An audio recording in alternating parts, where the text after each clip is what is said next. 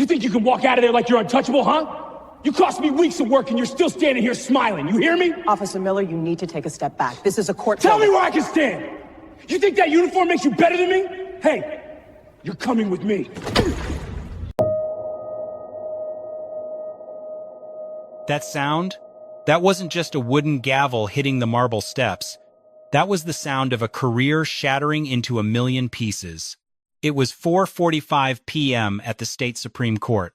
Golden hour. The lighting was perfect for a magazine photo shoot. But Officer Derek Miller didn't see a photo shoot. He didn't see the dignified robe or the red stilettos. He saw a black woman holding a weapon, and his prejudice took over. He thought he was taking down a dangerous radical. In reality, he just assaulted Judge Sierra Sterling, the highest-ranking judicial official in the state, at her own workplace. The result was catastrophic. In less than 3 minutes, Miller went from a tough cop to a national disgrace, costing the city an eye-watering $8.5 million settlement. But how did a simple photo op turn into a constitutional crisis? Before we continue, let me know in the comments where you are watching from right now. Whether you are in the US, the UK, Canada, Africa, or anywhere else in the world, I want to hear from you. And if you are new, please take a second to hit that subscribe button. It helps this channel grow and allows us to continue bringing you stories like this. Now, let's get back to what happened. To truly understand the gravity of the catastrophic mistake these officers were about to make, you first have to understand the woman standing on those steps. Meet the Honorable Sierra Sterling.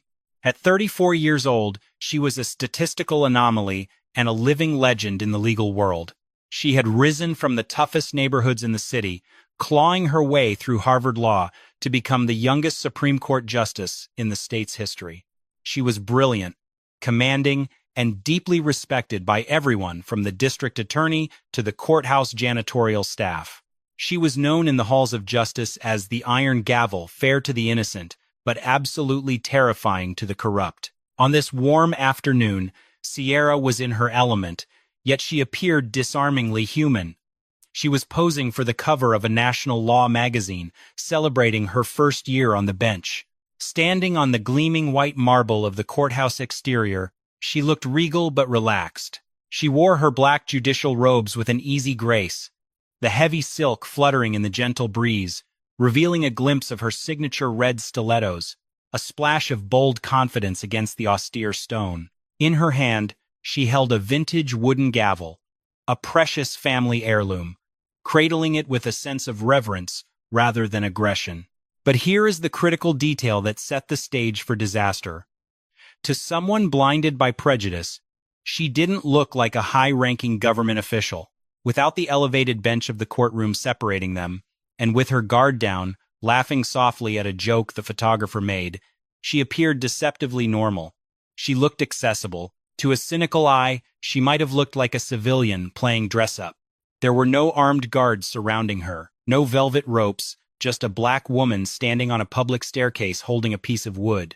She projected a quiet, dignified power that didn't need to scream to be heard. But what the approaching officers failed to realize was that this woman possessed a weapon far more dangerous than a firearm.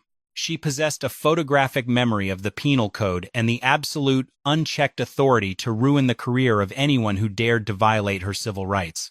They saw an easy target. They should have seen a warning sign. They were about to poke a sleeping lion, and they had no idea that the woman standing on those steps could end their careers with a single sentence. The atmosphere changed instantly. The serene click of the camera shutter was drowned out by the screech of tires. A patrol cruiser hopped the curb, stopping just inches from the grand staircase. Out stepped Officer Derek Miller, flanked by 2 rookies. He adjusted his sunglasses, not to block the sun, but to hide his eyes. He didn't assess the situation. He didn't scan for danger. He looked at Sierra Sterling, a black woman standing on a pedestal holding a wooden object, and he made a snap judgment that would ruin his life. To Miller, this wasn't a photo shoot. It looked like defiance. It looked like a radical trying to make a political statement on government property. He didn't see the judicial robes. He saw a costume. He didn't see a gavel, he saw a weapon. Without a single verbal warning, the energy shifted from professional to predatory. Miller marched up the steps, his hand hovering dangerously close to his holster. He didn't ask what she was doing. He barked a command. "Drop the stick! Step away from the building!" This was the moment of truth. Judge Sterling froze, but not out of fear. She froze out of sheer disbelief.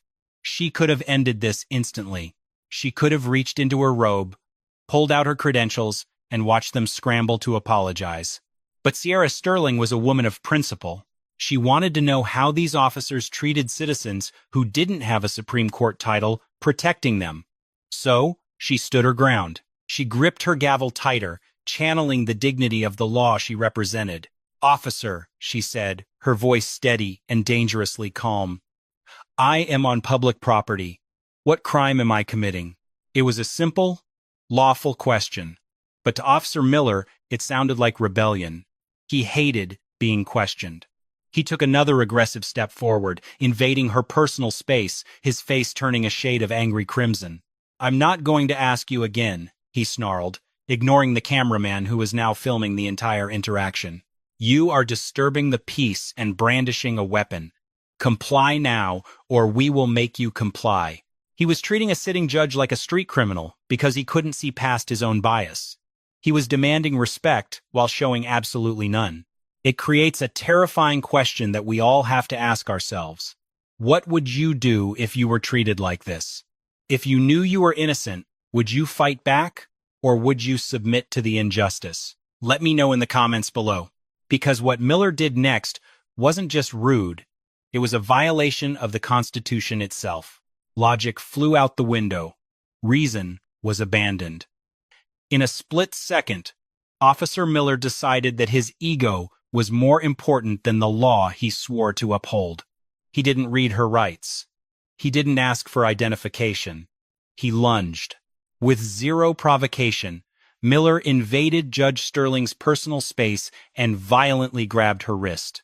The force was unnecessary and brutal. He wrenched her arm back, twisting the delicate silk of her judicial robe. Sierra gasped, the sudden pain shooting up her shoulder, but before she could even protest, Miller snatched the vintage wooden gavel from her other hand. He didn't just confiscate it. He treated it like trash. He wound up and hurled the gavel onto the concrete steps. The sound was sickening, a sharp, hollow crack that echoed across the plaza. The symbol of her authority, an heirloom passed down through generations, bounced and chipped against the dirty pavement. "That is evidence," Miller screamed, his face contorted with rage. "You are under arrest for disorderly conduct and resisting an officer." "Resisting?" Sierra shouted back, struggling to keep her balance as he shoved her toward the stone pillar. "I am standing still. You are violating my Fourth Amendment rights." "I don't care about your rights," Miller bellowed. He spun her around, slamming her chest against the hard marble column. He fished for his handcuffs, ratcheting them tight around her wrists that had signed hundreds of warrants, wrists that held the power to imprison dangerous criminals. Now, they were bound in cold steel by a man who didn't even know her name. The magazine photographer, terrified but quick-thinking, didn't stop shooting. He held his shutter down, capturing a burst of high-resolution images. The fear in Sierra's eyes, the vein bulging in Miller's neck, the twisted fabric of the robe. Miller turned to the cameraman and pointed a shaking finger. "You put that camera down or you're next." "That's obstruction of justice." But he kept filming. He knew what Miller was too blind to see. Every shove, every insult, every violation of protocol was being recorded in crystal clear quality. Miller wasn't just arresting a woman. He was documenting his own demise. He dragged Judge Sterling down the steps she presided over every day, parading her like a trophy, completely unaware that he was walking straight into a legal buzzsaw. The arrogance was suffocating. He thought he had won. He thought he was cleaning up the streets. He had no idea that the footage being recorded right now was about to become the most expensive video in the department's history. The chaos was at its peak. Judge Sterling was cuffed, humiliated, being marched towards the back of the squad car. Officer Miller was pumped full of adrenaline, smugly satisfied with his bust.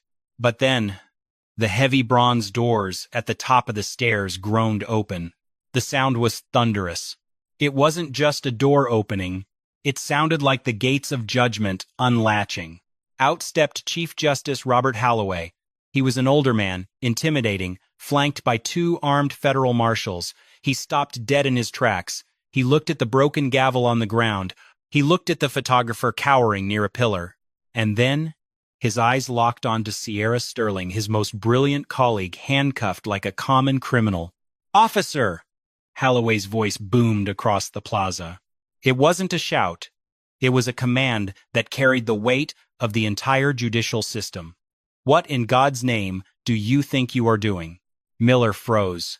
He looked up, squinting against the sun. "Police business, sir." "Step back. This woman is—" "That woman," Holloway interrupted, walking down the steps with terrifying speed, "is Justice Sierra Sterling. She sits on the bench you are currently standing on." The silence that followed was louder than any siren. You could physically see the moment Officer Miller's soul left his body. The color didn't just drain from his face, it vanished. His skin turned a sickly, ash gray. His mouth opened, but no words came out, just a dry, choking sound. He looked at the woman he had just shoved. He looked at the robe he had twisted, and for the first time, he really saw her. He realized the costume was a genuine Supreme Court robe. He realized the weapon was a ceremonial gavel. He realized the suspect was his boss's boss's boss. I didn't," Miller stammered, his hands shaking so violently he dropped his keys on the pavement. The clang of the keys hitting the ground was the only sound in the entire plaza.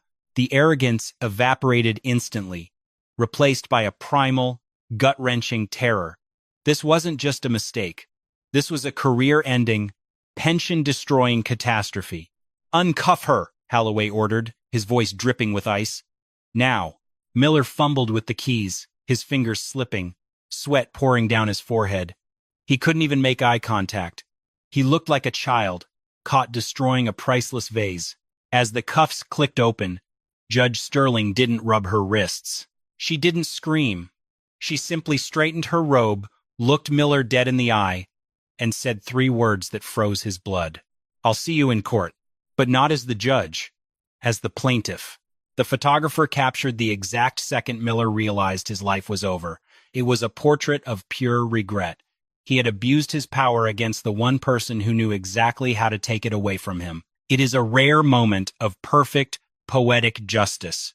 Watching a bully shrink into a coward the moment he realizes he picked the wrong fight. Be honest with me. On a scale of 1 to 10, how satisfied are you seeing this panic? Because for Sierra Sterling, the real show was just beginning. The fallout was nuclear. This wasn't a standard internal review where the police investigate themselves and find no wrongdoing. Because the victim was a sitting Supreme Court justice, the district attorney recused himself immediately to avoid a conflict of interest, and the state attorney general stepped in personally. Within hours, Officer Miller's badge was pulled, his gun was seized, and his entire service history was placed under a forensic microscope. Investigators descended on the precinct. They pulled every scrap of data available. They synced the body cam footage with the high-definition security feeds from the courthouse perimeter. The analysis was brutal. Frame by frame, the video dismantled Miller's defense. It showed a textbook definition of an unprovoked assault. Judge Sterling hadn't raised her voice. She hadn't made a threatening move. The audio analysis clearly picked up Miller's aggression escalating from 0 to 100 in mere seconds. There was no ambiguity. It was a power trip caught in 4K resolution. But then, the investigators opened Pandora's box. They didn't stop at this one incident. They started digging into Officer Miller's past arrest reports, and what they found turned this from a single mistake into a systemic nightmare. They discovered a disturbing, calculated pattern. Over a 10-year career, Officer Miller had dozens of use-of-force complaints filed against him. In almost every previous case, the narrative was identical. A minority suspect, a vague claim of resisting arrest, and miraculously, no video evidence to back it up, because his body cam had malfunctioned or been turned off at the critical moment. They uncovered buried files on a college student who was tackled and pepper sprayed for simply jaywalking. They found a report on an elderly tourist detained for loitering while looking at a map. In those cases, the victims were intimidated into silence. They didn't have the money for high-powered lawyers, and they certainly didn't have the power of the Supreme Court behind them. Their complaints were buried in the basement of the precinct, dismissed as unsubstantiated by supervisors who looked the other way. Miller had been operating as a bully with a badge for a decade, protected by a blue wall of silence. But this time, the wall crumbled. Judge Sterling's legal team subpoenaed everything. They didn't just want justice for the courthouse incident, they wanted a full audit of every arrest Miller and his unit had ever made. The investigation revealed that Miller's squad had been aggressively profiling citizens to meet unofficial arrest quotas, targeting those they believed couldn't fight back. The courthouse steps incident wasn't an anomaly. It was the inevitable conclusion of a career built on unchecked aggression and bias. The evidence was overwhelming. The high-resolution photos from the magazine shoot served as the final nail in the coffin. When juxtaposed against the chaotic body cam footage, the lie was exposed for the world to see. Miller had written in his initial report that Sterling was menacing and combative. The photos showed a woman standing with grace and composure. The video showed a man acting with unhinged malice. The system that had protected him for years was now dismantling him piece by piece, and the ghost of every past victim was finally getting a voice in the courtroom. The courtroom was silent, but the tension was loud enough to deafen. For the first time in his career, Derek Miller wasn't standing in the room as an officer of the law. He was standing as a defendant, stripped of his uniform, wearing a cheap suit that didn't fit, looking small and defeated. Across the aisle sat Sierra Sterling. She wasn't wearing her judicial robes today. She was in a sharp navy blazer, watching the proceedings with the same icy calm she displayed on the courthouse steps. The evidence was undeniable. The defense tried to argue that Miller made a good-faith mistake in the heat of the moment, but the jury didn't buy it. They had seen the video. They had seen the sneer on his face. They had heard the hatred in his voice. They saw a man who believed his badge gave him the right to bully anyone he chose. The verdict was swift, and the punishment was historic. The gavel banged, not the broken one Miller had smashed, but the heavy gavel of the presiding judge. The court ruled decisively in favor of Judge Sterling. The city was ordered to pay $8.5 million in damages. It was one of the largest settlements for a single civil rights violation in the state's history.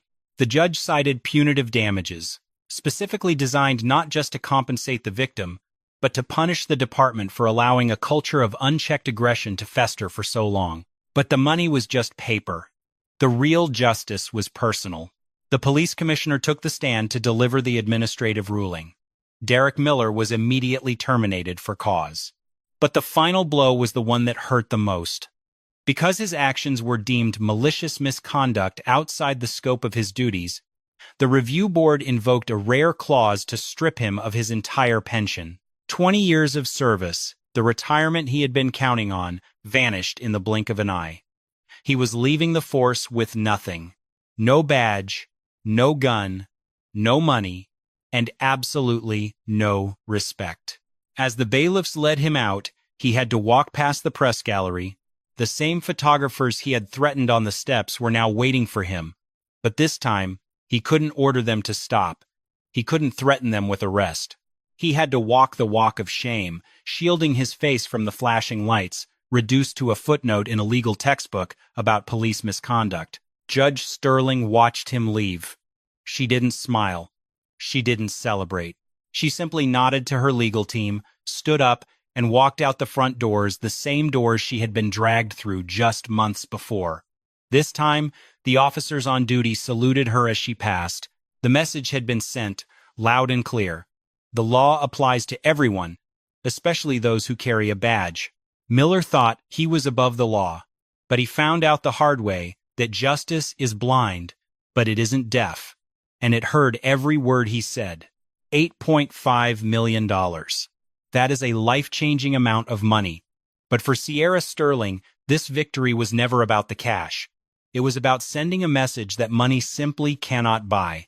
In a final act of grace that silenced her critics once and for all, Judge Sterling didn't keep a single cent of that settlement. Instead, she used every penny to establish a legal defense fund for low-income citizens who have been victims of wrongful arrest and police brutality. She turned her own trauma into a shield for those who don't have a gavel or a robe to protect them. This story serves as a brutal, necessary wake-up call. Officer Miller's downfall wasn't caused by bad luck. It wasn't caused by a misunderstanding. It was caused by arrogance. He looked at a woman of immense power and dignity, but his prejudice acted like a blindfold.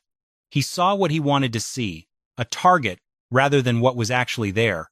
As Judge Sterling famously said in her final press conference, "Prejudice blinded you so severely that you couldn't recognize justice even when she was standing right in front of you." Let this be a warning to anyone who holds a position of authority. A badge, a uniform, or a title is not a license to bully. It is a heavy responsibility. In today's world, where every street corner has a camera and every citizen has a smartphone, there are no shadows left to hide in. If you abuse your power, the truth will come out. The world is watching, and as Derek Miller found out, life comes at you fast. He thought he was the hunter, but because of his own hubris, he became the prey. Whatever you do, never judge a book by its cover. You never know who you are talking to. The person you treat with disrespect today might be the one holding the gavel at your trial tomorrow. Treat everyone with dignity, not because of who they are, but because of who you are. If you enjoyed seeing justice served ice cold, please destroy that like button. It tells YouTube that you want to see more truth exposed. And if you think Officer Miller deserved to lose his pension, type justice in the comments down below right now. I want to see a wall of support for Judge Sterling. Do not click away yet. If you thought this story was shocking, you won't believe what happened in this next video. A billionaire CEO goes undercover as a janitor in his own company to catch a corrupt manager stealing wages from employees, and the firing scene is absolutely legendary. Click the video on your screen right now. You do not want to miss this one. I will see you there.